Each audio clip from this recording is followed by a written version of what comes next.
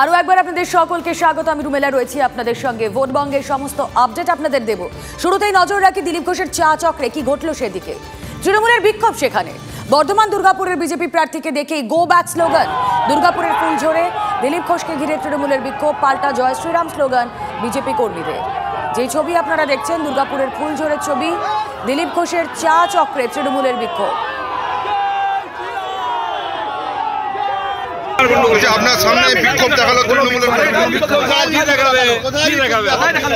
কিছু মহিলা এসেছিলেন এখানে গন্ডগোল করতে, দোকান বন্ধ হয়ে যাচ্ছে তাই গন্ডগোল হচ্ছে।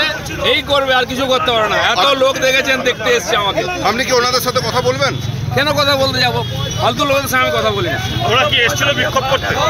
ওরা গন্ডগোল করতে এসেছিল। দিলীপ ঘোষ যখন চা চক্র সেরে বেরিয়ে যাচ্ছেন, ঠিক এই জায়গা থেকেই তৃণমূলের কর্মী সমর্থকরা দিলীপ ঘোষকে গো ব্যাক স্লোগান দিতে শুরু করে।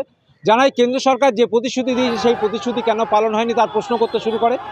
এখানে দেখতে পাচ্ছি যখন বিজেপির যে দলীয় পতাকার সঙ্গে সঙ্গে তৃণমূলের পতাকায় মুড়ে ফেলা হয়েছিল গতকাল রাত থেকে।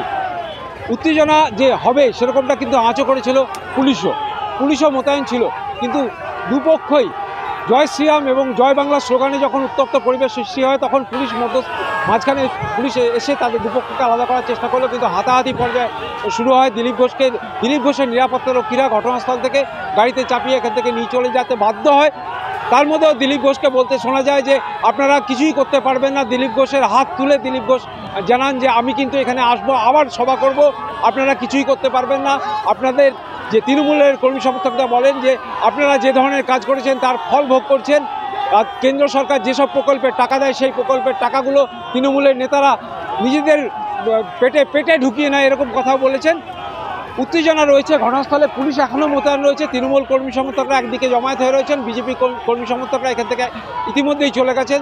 দুর্গাপুর থেকে ক্যামেরায় বাপ্পা গড়াইয়ের সঙ্গে জয়ন্ত বিশ্বাস, TV9 বাংলা। কেন্দ্রীয় এজেন্সির হাত থেকে রেহাই পাবে না দুষ্কৃতীরা। যারা বোমা বন্দুক নিয়ে দুষ্কর্ম করে বেড়াচ্ছে তাদের মাটি খুঁড়ে টেনে বার করবে ইডি, সিবিআই, NIA। যদি পুলওয়ামা, বালাকোটে সার্জিক্যাল স্ট্রাইক হতে পারে তাহলে এ রাজ্যেও তেমন স্ট্রাইক হবে, হুঁশিয়ারি বিজেপি প্রার্থী দিলীপ ঘোষের। যখন দরকার হবে চোরেদের বাড়িতে ইডি, সিবিআই যাবে, NIA যাবে।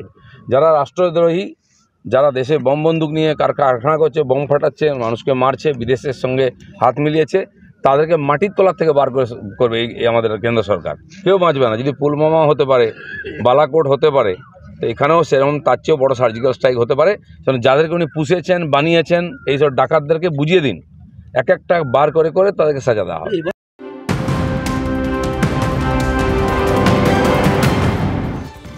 ভোটের প্রচারে উত্তরপ্রদেশের চেয়ে 4 গুণ সভা মিছিল বাংলায়।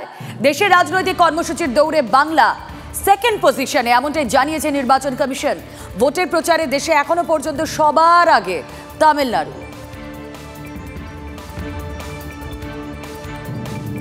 ভোটবঙ্গের বিভিন্ন টুকরো খবর তো আপনাদের দিচ্ছি। নজর রাখা যাক আসুন পুরুলিয়ার দিকে। শান্তিরাম মাহাতোর হয়ে পুরুলিয়ায় প্রচার করে যান মুখ্যমন্ত্রী মমতা বন্দ্যোপাধ্যায়। পুরুলিয়ার তৃণমূল প্রার্থীকে ঘিরেই এখন প্রশ্ন তুলছেন তার গ্রামের মানুষ। 8 বছর আগে শিলান্যাস হলেও শান্তিরামের গ্রামে সেতু আর তৈরি হয়নি। কিন্তু গ্রামবাসীরা প্রশ্ন তুলছেন, গ্রামে সেতুই তৈরি করতে পারেননি, সেখানে 7 বিধানসভা এলাকার উন্নয়ন কিভাবে করবেন শান্তিরাম মাহাতো? পুরুলিয়া লোকসভা কেন্দ্রে এবারে তৃণমূল প্রার্থী শান্তিরাম মাহাতো।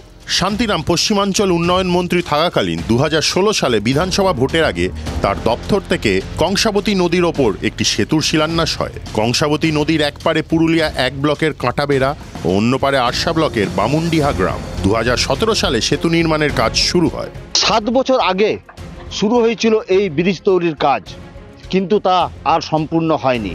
শান্তিরাম মাহাতো প্রার্থী হওয়ার পরই এলাকার সাধারণ মানুষ প্রশ্ন তুলছেন, নিজের গ্রামের সেতু তৈরি করতে পারেননি, সেখানে 7টি বিধানসভা এলাকার উন্নয়ন করবেন কিভাবে? সাধারণ মানুষ ভরসা পাবে কি করে? কারণ দেখেছে যে ব্রিজ শিলান্যাস হওয়ার পরও তিনি 2বার মন্ত্রী ছিলেন, তাতেও তিনি কোনো উদ্যোগ নিতে পারেননি। এই দপ্তরের মন্ত্রী ছিলেন, কিন্তু তিনি হয়তো পরিদর্শন করে গেছেন, কিন্তু তারপর আমরা দেখেছি কোনো উদ্যোগ গ্রহণ করেননি। ফলে একটা তো প্রশ্নচিহ্ন থেকেই যাচ্ছে, মানুষের একটা চাপাক্ষোভ রয়েছে। উনি যেহেতু এটা করেননি, আমাদের ওনাদের প্রতি কোনো ভরসা নেই। আর কতবার বিশ্বাস করে বলুন? বারবার ভোট আসে, ভোটের সময় প্রতিশ্রুতি দেয়, আবার যে কাছে এই অবস্থা। যদিও শান্তিরাম মাহাতোর দাবি, যেহেতু নির্বাচিত হয়ে প্রতিনিধি হিসাবে যেতে পারিনি, এই জন্য কিছু কাজের হ্যাম্পার হয়েছে। কিন্তু যারা নির্বাচিত প্রতিনিধি হয়ে গেছিলেন তাদেরও তো দায়িত্ব ছিল এটা সম্বন্ধে চিন্তাভাবনা করা। আরশা ব্লকের 22টি গ্রামের মানুষ এই নদীপথ ব্যবহার করেন। কাজেই ব্রিজটি নির্মাণ হয়ে গেলে অযোধ্যা পাহাড়ে যাওয়ার জন্য প্রায় 20 কিলোমিটার রাস্তা কমে যাবে। এখন জল কম থাকায় নদীর ওপর দিয়ে যাতায়াত করছেন সাধারণ মানুষ। বর্ষাকালে পুরুলিয়া শহর হয়ে ঘুরে যাতায়াত করতে হয়। সেতু না পাওয়ার ক্ষোভ কি আছড়ে পড়বে ভোট বাক্সে? গ্রামবাসীদের বক্তব্যে সেই প্রশ্ন উঠে গেল। পুরুলিয়া থেকে তপন হালদারের রিপোর্ট, TV9 বাংলা।